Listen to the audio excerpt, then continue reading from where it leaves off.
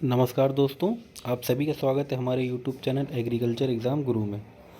आज हम आपके लिए लाए हैं soil and water conservation engineering का टॉपिक है हमारा मैकेनिक्स ऑफ सॉइल इरोजन। ठीक, यह वीडियो आपके सभी एग्रीकल्चर कॉम्पिटिटिव एग्ज़ाम के लिए और आपके जो सेमेस्टर एग्ज़ाम है उनके लिए बहुत महत्वपूर्ण है। ठीक है, तो चलिए शुरू करते हैं। Mechanics of soil erosion. तो सॉइल इरोजन तो सभी लोग जानते होंगे। सिंपल इरोजन कहते हैं, हिंदी में कहते हैं इसको मृदा कटाव। मिट्टी का एक स्थान से दूसरे स्थान तक जाना मृदा कटाव कहलाता है। ठीक, movement of soil from one place to another place. Simple भाषा में अगर इरोजन की बात करें तो ये मिट्टी का एक स्थान से दूसरे स्थान जाना इरोजन कहलाता है। ठीक है, आज हम लोग पढ़ेंगे मैकेनिक्स ऑफ सॉइल इरोजन की। जो इरोजन होता है उसकी क्या मैकेनिक्स है, मतलब प्रॉपर एक एक स्टेज के पहले डिटैचमेंट। ठीक, ये एक एक स्टेज पे हम लोग देखेंगे। पहले देख लेते हैं थोड़ा इसके बारे में। Soil erosion initiated by detachment of soil particle due to action of the rain. जो वर्षा की कुछ एक्शन, जैसे बारिश का पानी गिरा ज़मीन पे, उस तो कुछ एक्शन होता है, उसके द्वारा क्या कहते हैं, सॉइल पार्टिकल जो होते हैं हमारे ज़मीन में, जो भी सॉइल पार्टिकल होते हैं उनका डिटैचमेंट होता है। ठीक, यानी उनका अलग होता है, सॉइल पार्टिकल का मिट्टी से अलग होना। ठीक, शुरुआत वहीं से ही होती है। ठीक है, डिटैचमेंट होते ही क्या कहते हैं, मिट्टी का कटाव शुरू हो जाता है। कहने का मतलब ये है। ठीक, वर्षा की क्रिया के कारण मिट्टी के कणों के अलग होने से मिट्टी का कटाव शुरू हो जाता है। ठीक, the detach particle are transported by erosion agent from one place to another and finally get settled as some place leading to soil erosion process. तो जो अलग हुए पार्टिकल, हमारे जो डिटैच पार्टिकल होते हैं, उनका तुरंत क्या कहते हैं, ट्रांसपोर्टेशन शुरू हो जाता है।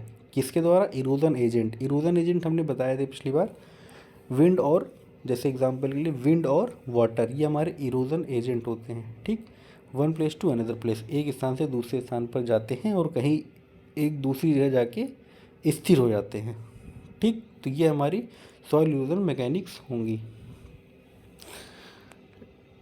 Different soil erosion process are, अलग अलग प्रकार की जो मृदा प्रदन है वो क्रियाएं हैं। सबसे पहले हम लोग देख लेते हैं mechanics of water erosion. Water erosion का निम्नलिखित स्टेप होते हैं, अलग अलग स्टेप होते हैं। सबसे पहला स्टेप क्या होता है, डिटैचमेंट और loosening of soil particle caused by flowing water, freezing and thawing of topsoil or the impact of falling raindrop।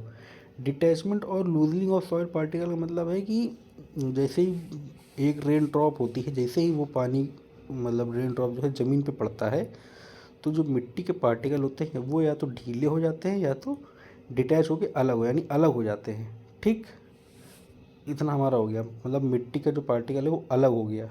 ठीक, उसके बाद कॉज्ड बाय फ्लोइंग वाटर, बहते हुए पानी के साथ, या फिर फ्रीजिंग एंड थॉइंग, पिघलते हुए, इन सब के द्वारा रेन ड्रॉप के साथ बहने लगता, बारिश की बूंदों के साथ बहने लगता है। इसमें लिखा भी है बहते पानी, ऊपर मिट्टी के जमने या गिरती बारिश की बूंदों के प्रभाव के कारण मिट्टी के कणों का अलग होना। ठीक है, जैसे रेन ड्रॉप गिरा, जैसे ही ज़मीन पे गिरा, वो तुरंत पार्टिकल उसके ढीले हो गया तो अलग हो गए। दूसरी जगह तो पानी बह के आ रहा है तो फिर वहाँ पे भी यही काम होता है, वहाँ पे मिट्टी ढीली हो जाती है। ठीक, तो ये अलग अलग प्रोसेस है। पहले सबसे पहला काम होता है मतलब डिटैच होना या फिर सॉइल पार्टिकल का लूज़ होना, यानी ढीला होना, ताकि वह एक स्थान से दूसरे स्थान पर जा सके। ठीक, सबसे पहला स्टेप ये होता है। सेकेंड स्टेप होता है transportation of soil particle by floating, rolling, dragging और स्प्लैशिंग। ट्रांसपोर्टेशन मतलब एक स्थान से दूसरे स्थान जाना, एक परिवहन। तो सॉइल पार्टिकल्स का एक स्थान से दूसरे स्थान तक जाना किसके द्वारा? फ्लोटिंग यानी तैर कर, रोलिंग मतलब लुढ़क कर, ड्रैगिंग मतलब खींच कर, ठीक, स्प्लैशिंग या फिर छिटक कर। ठीक, तो दूसरे स्टेप में उसका ट्रांसपोर्टेशन होता है। इन शॉर्ट ये समझ लो, पहले स्टेप में क्या हुआ, डिटैचमेंट हुआ, यानी सॉइल पार्टिकल अलग हुए। दूसरे में क्या हुआ, उनका ट्रांसपोर्टेशन शुरू हो गया। ठीक, तीसरा स्टेप देखते हैं, deposition of transported particles at some places of lower elevation. Deposition मतलब जमाव होता है। जो हमारे जो बहते हुए पार्टिकल आ रहे हैं उनका किसी लोअर एलिवेशन, मतलब जहाँ ज़्यादा वो ना हो, एलिवेशन ऊंचाई ना हो, वहाँ पे जाके उनका इकट्ठा हो जाना। ठीक है, कम ऊंचाई वाले स्थानों पर जो हमारे कण आ रहे हैं उनका जमाव, ऐसे समझ लो। ठीक, तो पहले हम लोग स्टेप क्या देखा हम लोगों ने, डिटैचमेंट, दूसरा है ट्रांसपोर्टेशन और तीसरा है डिपोजिशन। इन शॉर्ट इसको इसी तरह याद करना है, DTD। हमारा डिटैचमेंट होता है सबसे पहले, यानी मिट्टी अलग होता है, पार्टिकल जो होते हैं वो मिट्टी से अलग हो जाते हैं। दूसरा, वो जो अलग हुई मिट्टी है उसका ट्रांसपोर्टेशन शुरू हो जाता है, यानी एक स्थान से दूसरे स्थान तक उनका जाना। फिर तीसरा होता है डिपोजिशन, यानी उनका इकट्ठा होना। ठीक है, तो ये होता है हमारा, ये होती है वाटर इरोजन की मैकेनिक्स। ठीक है, आगे बढ़ते हैं। देखिए डायग्राम में देख लीजिए, ये हमारा रेनफॉल हो रहा है, ये बारिश की बूंदें हो रही हैं। जैसे ये ज़मीन पे गिरी तो कहते हैं ये छिड़क के एक दूसरे से दूसरे स्थान पे, ये मिट्टी के पार्टिकल हैं, ये एक स्थान से दूसरे स्थान पर छिटक के अलग हो रहा है। ये देखिए, ये मिट्टी पार्टिकल है, ये मिट्टी पार्टिकल है। उसके बाद क्या कहते हैं, ये मिट्टी पार्टिकल धीरे धीरे आगे बढ़ते हैं तो ये ट्रांसपोर्टेशन हो जाता है। ठीक है, उसके बाद धीरे धीरे धीरे आगे जाके ये जाके डिपोजिशन होता है, ये जम जाते हैं। ठीक, आगे देखते हैं। Rain enhance the translocation of soil through the process of splashing.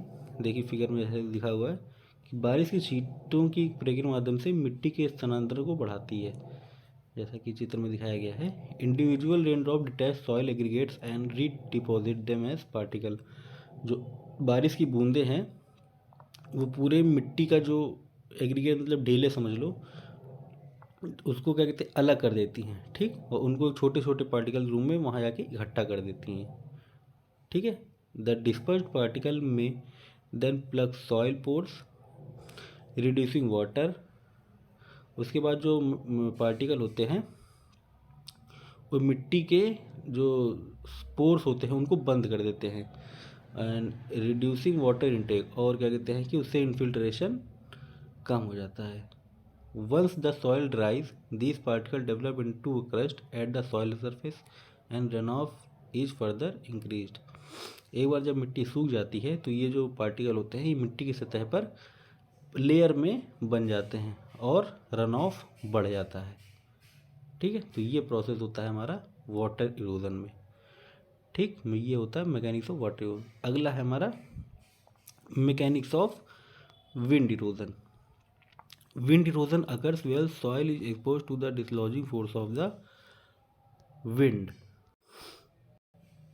Wind erosion उस जगह पर होता है जहाँ पर डिसलॉजिंग फोर्स, मतलब कि हवा का उतना वेग होना चाहिए जो मिट्टी को उखाड़ने में सक्षम हो, ऐसे समझ लो। ठीक, जहाँ पर soil is expose to the dislodging force of the wind. Wind से इतना फोर्स होना चाहिए कि वह सॉइल को एक्सपोज कर दे। The intensity of wind erosion varies with surface roughness.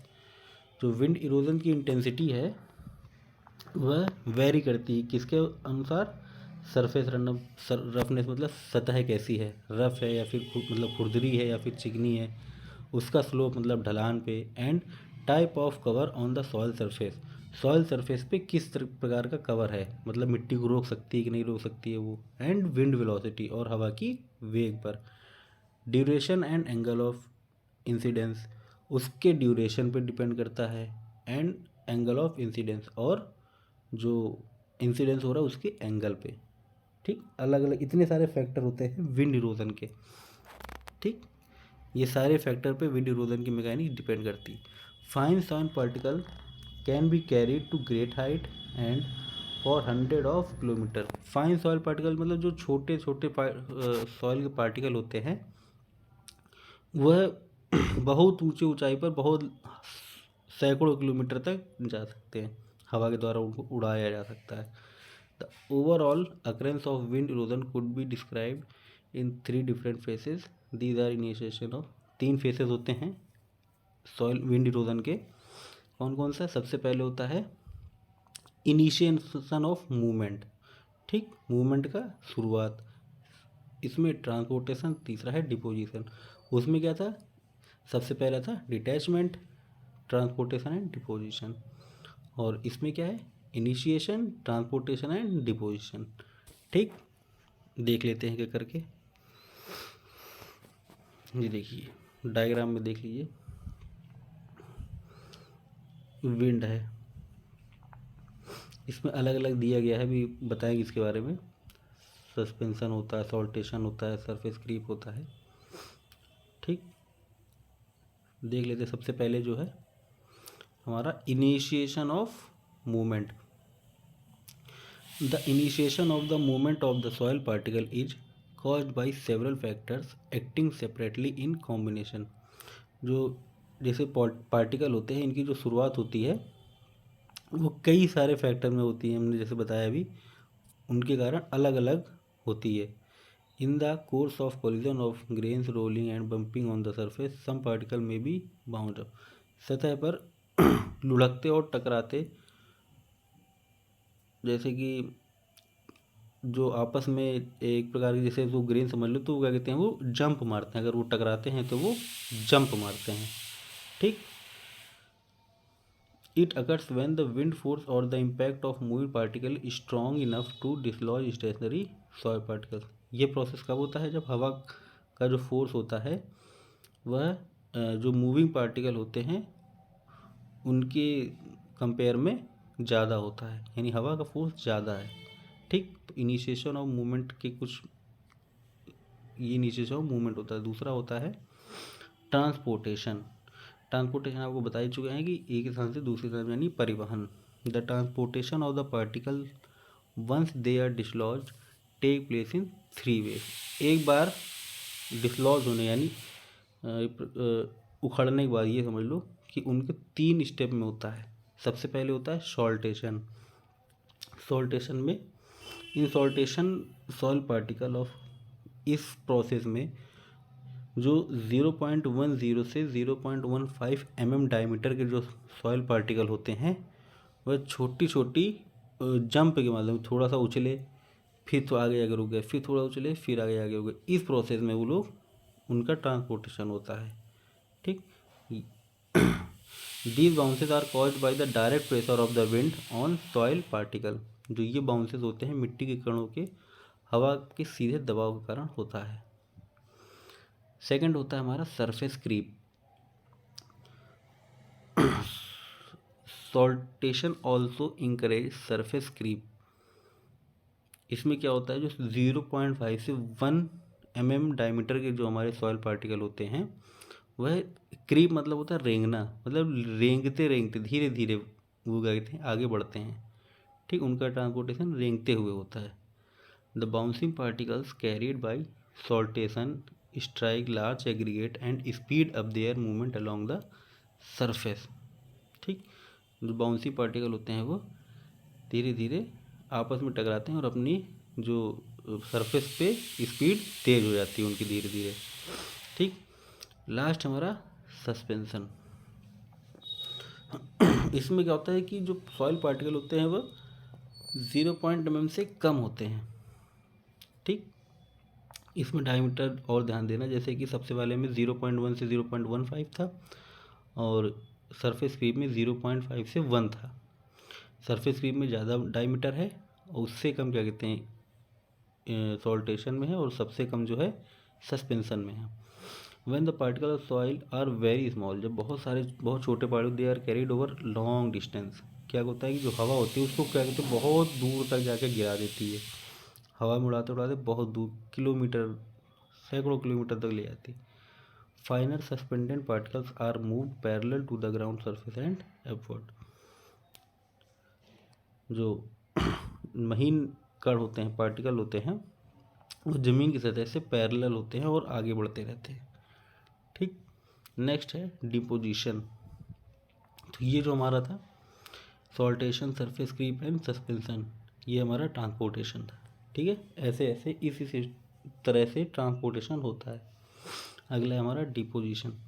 Deposition of the particles occur when the gravitational force is greater than the force holding the particle in the air.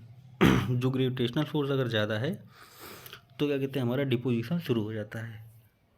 ठीक, deposition मतलब होता है जमा, वहीं पे जाके सारे पार्टिकल इकट्ठा हो जाते हैं। Deposition could occur when the wind velocity decrease due to surface of system और अदर नेचुरल कॉजेज। और डिपोजिशन तब भी होता है जैसे कोई कोई बीच में पेड़ आ गया, कोई पहाड़ आ गया, कुछ भी आ गया, तो क्या कहते हैं वहीं पे वो क्या कहते हैं मिट्टी कण वहीं पे जाके इकट्ठा होने लगेगा। ठीक है, तो ये थे हमारे विंड इरोजन की मैकेनिक्स। अगर वीडियो आपको अच्छे लगे तो इसे लाइक शेयर सब्सक्राइब करना ना भूलें। मिलते हैं नेक्स्ट वीडियो में, तब तक के लिए धन्यवाद।